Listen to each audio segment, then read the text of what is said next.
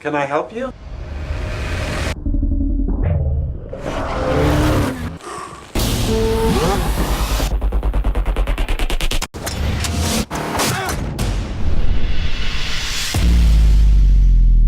So, the 5D. 5D, it's cool to think that it's 10 years old. I remember vividly when the 5D came out, we couldn't believe what it could do. My first full issue of Pop Photo was the one in which we named 5D Camera of the Year. When the 5D first came out, I was still using film, and I was a dinosaur. 5D has opened up so many possibilities. The 5D Mark II took a lot of people by surprise. It all started with this. You see a bunch of people going around like this with their eye to the camera or looking at, it just became a thing. Suddenly, I had a very good video camera in my hands, but I didn't know it. I shot the first short with the Canon 5D Mark II called Reverie. The 1080p full high-definition video capture made a huge difference to people because that was something that you used to need two different cameras to do. It was a form factor that I'm comfortable with. I was able to use all of my lenses, and I don't even think Canon was prepared at how well it was going to be embraced. So that was a breakthrough camera. That's the camera that proved you could get a great image from a very small body. To be able to mount, the 5Ds on the dash, have them be kind of cross-shooting myself and the driver as we're talking, and it looks fantastic. It looks like you're watching, some kind of cop show. A very good-looking cop show. It was incredibly versatile. Not only did it shoot full-frame format stills, it also shot video, and quite good video. So I hope I didn't weird you out giving you that gift. Can we talk about this later? Of course. Is now later?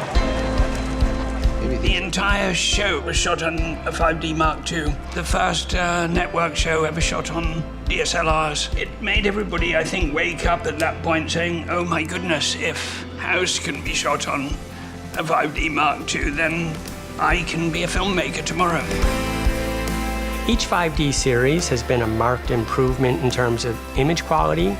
City of Gold had been shooting for a few years before I came on. And then when I came on, I brought my 5D Mark III. Immediately, everyone had to shoot with that camera. It's amazing to just be able to have what's in my head translate to the image on the screen.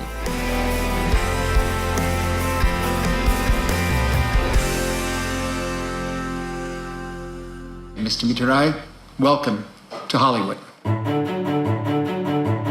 I really believe these new tools that Canon has created allow for a much closer and more intimate relationship between the filmmakers and the world they're filming than ever before. Are you ready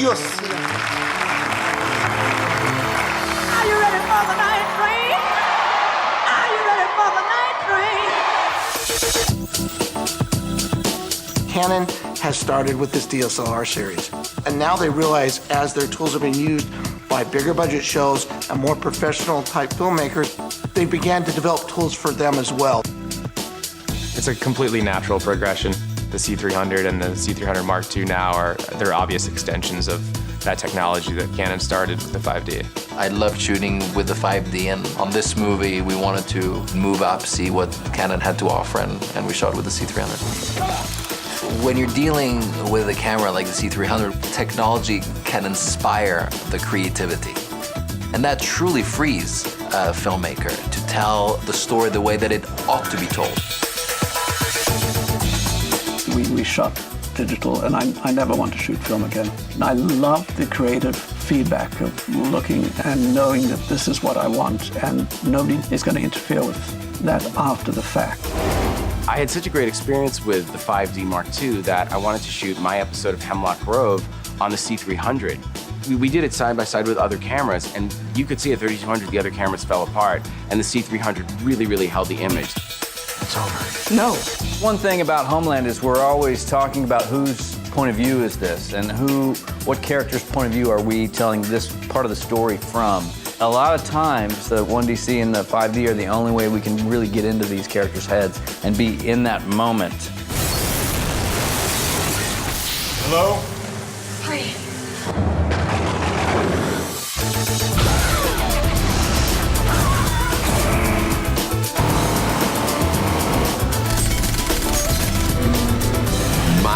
as a cinematographer was to put the audience inside the race car, to embed that viewer.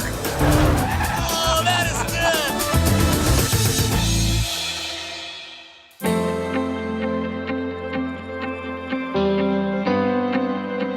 One of the tools on this camera that we utilized quite a bit was its ability to capture 60 frames per second. It elongates a moment, an emotional punctuation point, if you will. And that's something that is very, very important to have in your arsenal of tools to tell stories. I come from a film background, and for me what was important working with a digital camera was to be able to see on set an image that represents what a print would look like. I thought it looked beautiful. My movies capture people and characters in a very intimate way. So here I am, just me and that teacher, with the camera right here, using street lights to light him. And you have a very poignant, beautiful moment because of it. When I was shooting Transparent, there would be many times when Jill would call cut and I would see something, an actor in a certain position. They were still in the energy or feeling of the scene, and I would grab it. And that would only be possible with the lower profile, sweet little size of the C500. Are you saying that you're going to start dressing up like a lady all the time? I mean, all my life, my whole life, I've been dressing up like a man.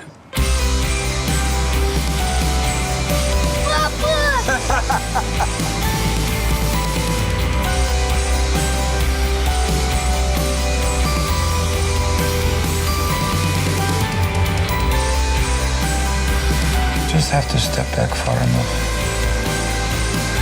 and you will see it.